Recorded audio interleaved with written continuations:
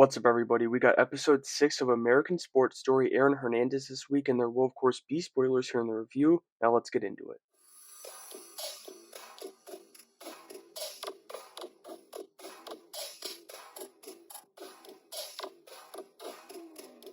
This week's episode started to truly focus on the off the field problems, well, the big ones that we hadn't focused on so much that have been set up, for lack of a better term, in the first 5 episodes. We see Aaron's disconnect from reality when he's down in Mexico with the trainer Chris, and even when he returns home to Cheyenne, who had found his Glock and money stash from Sherrod. But on the field, we're in the 2012 season, and they actually gave us a bit of the Wes Welker locker room stuff before throwing an unnecessary shot at him from fake Bill Belichick. But despite those shenanigans, there's also the junior Seo stuff in the back of as the show continues to beat the CTE drum, which again, very serious and a very real problem. But like, come on.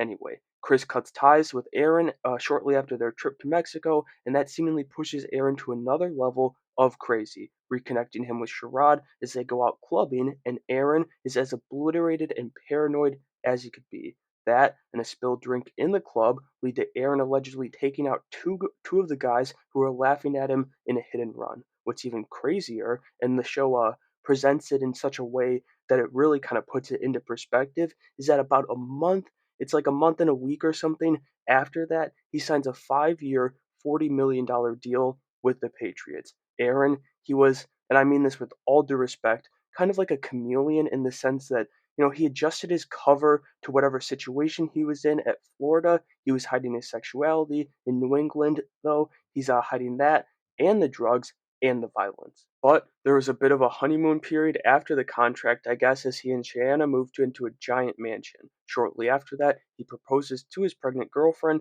but then Sherrod shows up to remind Aaron who he answers to. Then we get to the ankle injury from 2012, something he was worried about before his contract extension that keeps him out of for 3 weeks. And thank the heavens they didn't try and show the Legion of Boom on this show because it would have been terrible. That it would have been a disaster, kind of like this injury was for Aaron as he turns to the crazy combo of weed and Vicodin during his recovery for a high ankle sprain.